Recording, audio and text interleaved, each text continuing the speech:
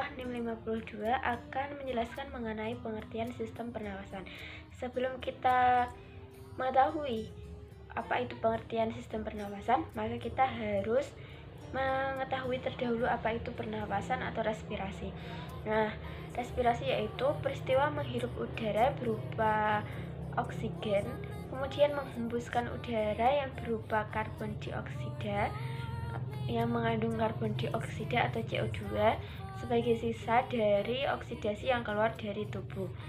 Nah, kemudian sistem pernapasan sendiri yaitu sistem yang memiliki fungsi utama memperoleh oksigen dari atmosfer untuk digunakan oleh sel tubuh dan mengeluarkan karbon dioksida yang diproduksi oleh sel. Secara singkatnya itu sistem pernapasan atau respirasi itu diibaratkan sebagai organ-organ dalam tubuh kita yang memiliki peran dalam proses pernapasan. Selanjutnya mengenai anatomi sistem pernapasan pada manusia. Nah, struktur sistem pernapasan itu dibagi menjadi dua, struktur utama dan juga struktur pelengkap. Struktur utama itu terdiri dari saluran pernapasan atas, saluran pernapasan bawah, dan paru. Kemudian struktur pelengkapnya itu terdiri dari otot pernapasan dan juga pleura. Yang pertama, rongga hidung. Rongga hidung itu terdiri dari beberapa bagian, ada rambut hidung, bulu hidung atau silia, kemudian saraf pendeteksi bau, dan selaput lendir. Nah, fungsi dari rongga hidung sendiri dalam pernafasan yaitu sebagai jalan masuknya udara menuju ke tenggorokan. Selain itu, rongga hidung juga memiliki peran yang lain yaitu menjaga kelembaban suhu dan tekanan udara. Kemudian juga sebagai filter dalam membersihkan udara yang masuk atau benda asing yang masuk ke hidung. Yang kedua yaitu faring. Faring itu tempat persimpangan antara jalan pernapasan dan jalan makanan.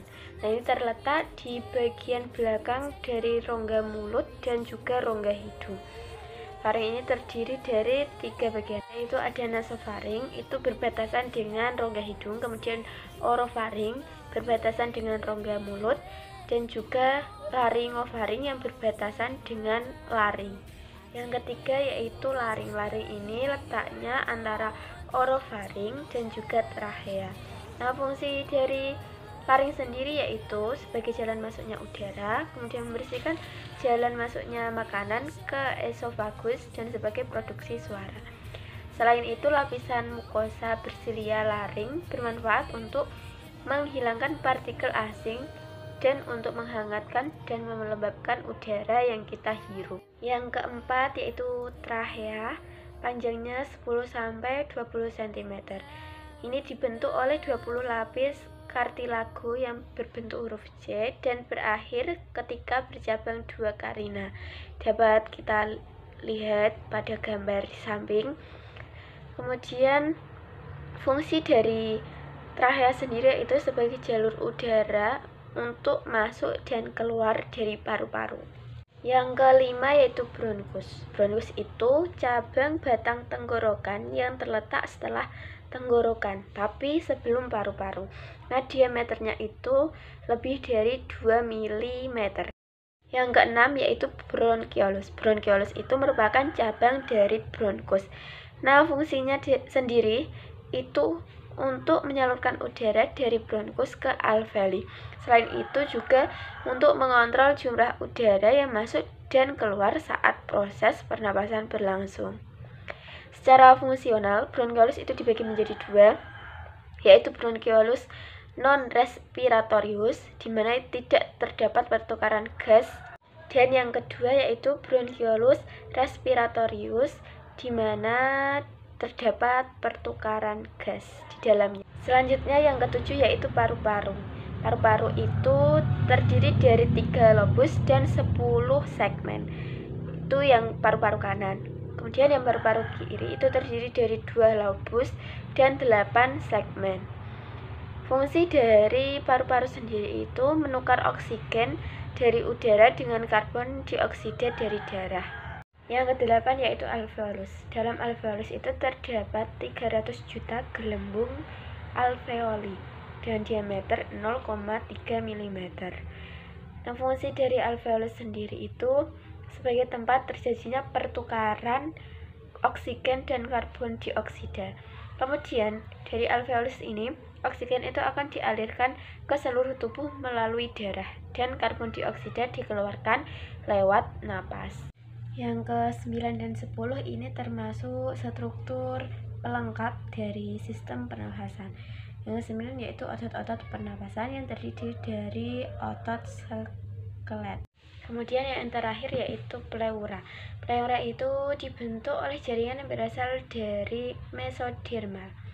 Pleura sendiri dibedakan menjadi dua, yaitu pleura visceralis yang melapisi paru-paru, dan yang kedua yaitu pleura parietalis yang melapisi dinding hemitoraks. Fisiologis sistem pernafasan pada manusia. Respirasi adalah suatu peristiwa ketika tubuh kekurangan oksigen dan oksigen yang berada di luar tubuh dihirup melalui organ pernafasan. Sistem respirasi sendiri berperan untuk menukar udara ke permukaan dalam paru. Proses pernafasan ini berlangsung melalui beberapa tahap, yaitu yang pertama ventilasi paru yang berarti pertukaran udara antara atmosfer dan alveolus paru. Yang kedua, difusi oksigen dan karbon dioksida antara alveoli dan darah. Yang ketiga, pengangkutan oksigen dan karbon dioksida dalam darah dan cairan tubuh ke sel jaringan tubuh. Keluar masuknya udara pernafasan terjadi melalui dua proses mekanik, yaitu yang pertama inspirasi. Inspirasi adalah proses aktif dengan kontraksi otot-otot inspirasi untuk menaikkan volume intratoraks. Paru-paru ditarik dengan posisi yang lebih mengembang. Tekanan dalam saluran pernafasan menjadi negatif dan udara mengalir ke dalam paru-paru. Yang kedua yaitu ekspirasi. Ekspirasi adalah proses pasif di mana elastisitas paru menarik dada kembali ke posisi ekspirasi. Tekanan rasoil paru-paru dan dinding dada seimbang. Tekanan dalam saluran pernafasan menjadi sedikit positif sehingga udara mengalir keluar dari paru-paru. Dalam hal ini, otot-otot pernafasan berperan.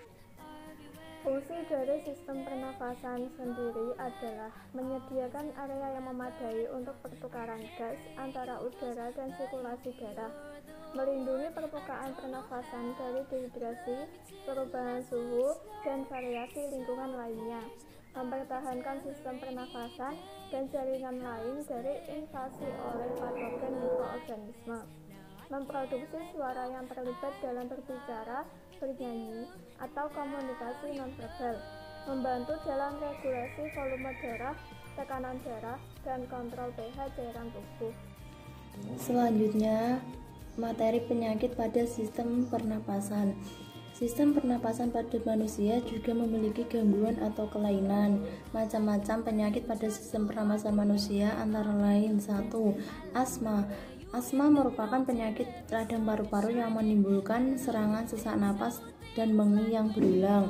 Asma merupakan salah satu kelainan paru-paru yang paling banyak dan bervariasi, menyerang salah satu dari 4 anak di beberapa daerah.